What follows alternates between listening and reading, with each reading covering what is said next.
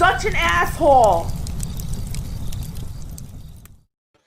AssholeConsulting.com. Questions, answers go there. We have a request, and this is kind of a sad one.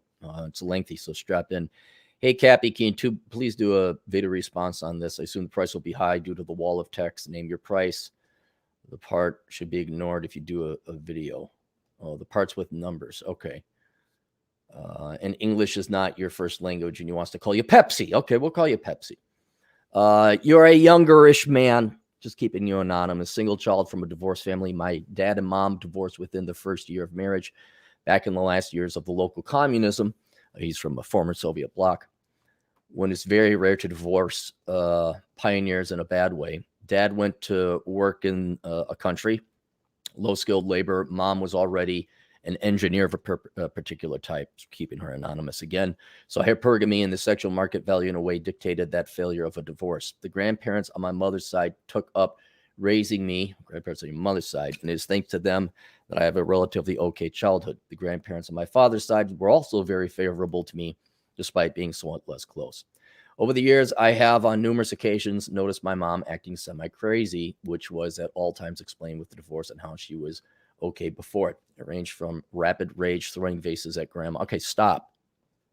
Dude, you continue to write pages. She threw a vase at her mother, an old grandma lady. This woman is not right. She's wrong. I understand if she wants to get divorced and you could talk about hypergamy. This assault is not acceptable behavior. Leave. Period. End of discussion. We don't need to go through the rest of this. Your mom threw a vase, throwing vases at grandma multiple times? No, goodbye, leave, gone. I don't know what the rules or laws are over in your country, but here in the United States, we have this thing called emancipation where you essentially divorce your parents. And that way you're not legally responsible for them as they get older. And that's something that I would have thought, like, once there's assault, once there's physical abuse, it's done. To quote Tom Likas, D-U-N, done. Insults in all fields of life, raging one day, the next day my grandmother's bag being covered in pen marks and blaming it on me. Yeah, she's mentally ill or just a really mean, evil person. It's often shocking how often people hide behind a mental illness and treat evil behavior. Oh, I just have a disease. Multiple cases where as a kid, she would pull me outside and throw me out the door, closing afterwards because I, the kid, tickled her at probably age 6. Later in time, as I grew big, it became harder to bully me. So I still took yelling sessions, hits, slaps on a variety of occasions. No, you leave. You should have left a long time ago. As grandfather passed away, I noticed how my mother would slowly become more and more unpleasant. Later on, I would go to university in another town. And since then, I would spend 10 months a year in that town, 2 months in my hometown. But for that shorter time spent at home, I would witness the regular infighting. Every argument was about the mistakes of my grandmother in picking a house. Oh, your poor grandmother. Later, I noticed how my mother was trying to find a new man, but picking horrible choices of already married men whom my grandmother would not support. Somehow these men would always come over to our home instead of offering their own. As such, my grandmother denied them. In a way, she suppressed the worst choices of my mother's hypergamy, looking back on it. But your grandmother and you should have left this woman, should have abandoned her. But she did get it all, the flack in the world from it. Over time, all grandparents passed away with the exception of my grandmother on my mother's side. She held her ground, but with age, she became more passive, and the yelling and shouting became more one-sided than before. Why do you guys tolerate this? Why? I don't care if it's blood. I don't care if it's your mother. And these are the most despicable people who are your parents or a blood relative and then use that genetic relationship to basically beat and abuse people more within their family. The nitpicky stuff arguments started over were infuriating. The last years I remember included mom being on one side of the apartment, being unable to find some piece of clothing, running all the way to my grandmother's bedroom, stomping on her heels, unconsciously opening the door and starting a yelling argument, then going back and forth a few times until she calms down. As a supposedly logical man, I would often interfere in these fights, say the usual calm down. No, you leave, guys. calm her down in case she was being physical, but the effect seemed to be limited or next to zero. The slamming of doors. You guys let it happen. The slamming of doors, the stomping, walks to screaming sessions continued. The odd part was always the way it would calm down for a while afterwards and reignite again after a few days. A medical field friend would later describe this as some sort of pathology. Yeah, he's probably right, or she's probably right. For a few years, Grandma has confirmed cancer. On one of my return home, she broke her leg. I was outside, called my mom to go in. I go in, I see my grandmother's leg broken in an ugly way. I try to pull to the bed. She's lying on the floor. My mom has one task: hold her leg carefully so we don't damage anything. Instead, as I barely lift her up, my mom is slapping her in rage and tears. What do you want me to say? My grandma got a leg operation, but passed 2 days after returning home from the hospital. We helped plan the funeral. We were devastated at the time. Mom took it badly. I took the opportunity to work from home, spent another 2 weeks with her, and went away to the other town. In the past, I had always been avoidant of Grandma and Mom's annoying desire to talk on the phone every day. This time I took it seriously for her sake, called her every single day for phone. Why? Why are you calling your mom? Why? She always described being lonely. Yeah, imagine that. An evil person who treats people like shit and beats them up is lonely. As this is 2020, the virus made things worse. So I calmed her down and listened to her problems, which boiled down to not enough friends or activities. All calls for her to develop some hobbies boiled down to I don't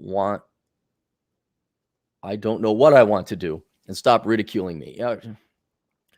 So we finally get to last month, during which I was convinced she was being terribly lonely and decided to spend a month home, working remotely. Big mistake. Being unable to align my current ability to pay for electricity with the past of near poverty that she had, she would leave me alone in one of the heated rooms and go into another room, barely keeping it livable with a small heater. I told her I could cook. She refused. What? Okay. Cooked for her as she never before in a way she imitated her mother. I thought nothing of it at first until a month as she started to complain badly. I told her to come to the warm room and watch TV. As over time, she really wanted to watch TV, but she rejected this too, claiming since the TV was close to me, it would irradiate me. We had to remove some old furniture. Screaming matches ensued, and she claimed I was doing everything wrong and was leaving dust all over the place, as is normal with removing furniture. Took an axe to chop the furniture. Told her 3 times we could just disassemble it, and had to take the axe from her hands 4 times. Oh, yeah, you should stick around, man. Over time, this became worse and worse. She began what she did in the past, but more systemic than usual. In fits of rage, she would perform full character assassination on me, never hitting. No girlfriend, master's degree not done, not watching TV, not so normal, talking against her dramas, have driver's license but no car. Bad character, girls don't like you due to this. Bad attitude, bad looks, no kids yet. You can't fix the new heater sink, so I have to call a repairman. But in the last one, I wanted to fix it. I was already taking a wrench to it when she literally snapped. Dude, okay, I'm done with this. I'm done with this. Get to your question. Does this make sense? Okay. Current plan, ask her to go to a psychiatrist. No, she's not going to go. You leave. Fucking Christ, have some self-respect and leave. I mean, you could certainly get to the psychiatrist, but have you learned your lesson yet? For Christ's sake, you're an adult man. Limit calls every day to once or twice a week. I wouldn't know. Well, you do what you want. I mean, I've hit the books hard, get a better paying job, buy apartment, first down payment, cash payment, buy a car, and limit other needs close to minimalism. Got a bit of crypto, hold it as a rainy day fund, limit visits to 10 days. 10 days? No. You don't deal with no. You could do what you want, but I don't deal with abusive, evil people. This all said, I buckle every time the rapid screaming starts or when the loneliness pity plays. Well, I don't care. Be a pussy then. Have no self-respect. Does this make sense? Am I missing something critical? Yeah, self-respect. You need to go talk to a therapist, and I've recommended you contact Dr. Maloney over at histherapist.com. I recommend any young man that is facing genuine mental illness and traumatic problems like this. It doesn't seem like to me that you are aware of how bad the environment is and how bad that situation is and why it's toxic in the literal sense, and you should leave. What are the risks of her even going further into crazy land? I should just go more crazy. I fear a future wife may draw me into a similar situation. Well, you're in no condition to date. Not after dealing with this hell. You got to figure out who you are and get your career together. So I won't be worrying about dating. Is something wrong with me? Not necessarily. Well, talk to a therapist. I think you don't have any self-respect. I know that's something wrong with you.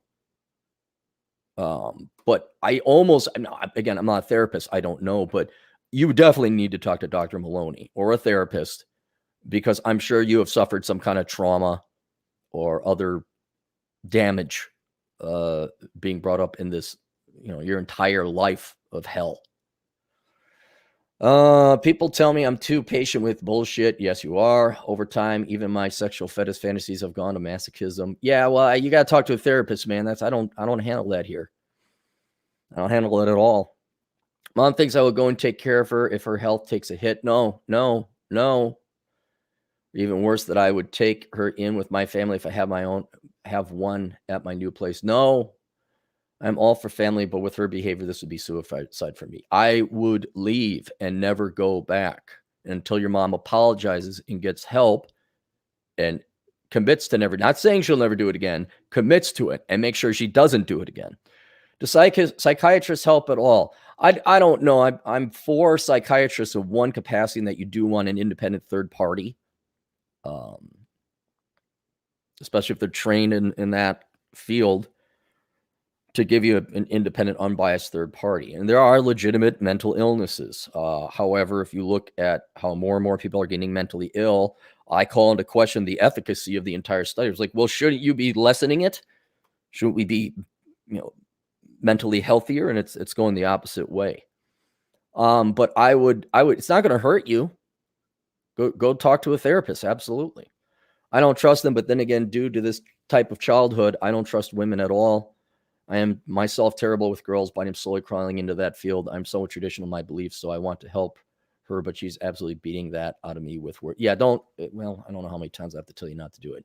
Seems like if I set all my stuff in order, she might get better. No, she won't. She's not going to get better until you stop enabling her. But I am not sure if this is really true or a retrace of demands that will never end. Worst part is getting my stuff fully in order will take less than a few years. Her insanity wants it now. She wants apartment and girlfriends with kids so she can be a grandma. No, dude, you have got to get away from this woman.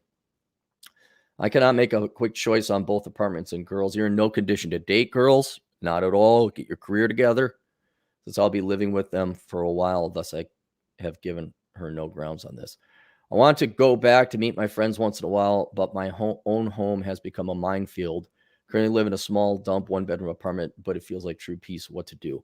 Well, as long as you're not living with your mom, that's fine. That's good.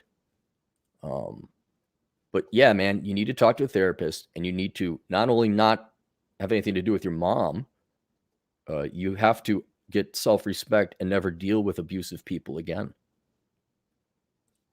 So there we go. Busako man for 5.4549 euros. Wish I was emancipated at 14. A single mother will drag you down and will never push you towards development and discipline. Leave her by herself. Yeah, she needs to be by herself. I mean, your old man even was smart enough to leave her. Well, she divorced him, I guess. I bet she's very happy about that. Yeah, and Tom's right. Don't date. You're not ready. Yeah, man. You gotta get a job and a career. That's what you gotta do. So, all right, questions, answers, ASOconsulting.com. We'll see you kids later. Toodles.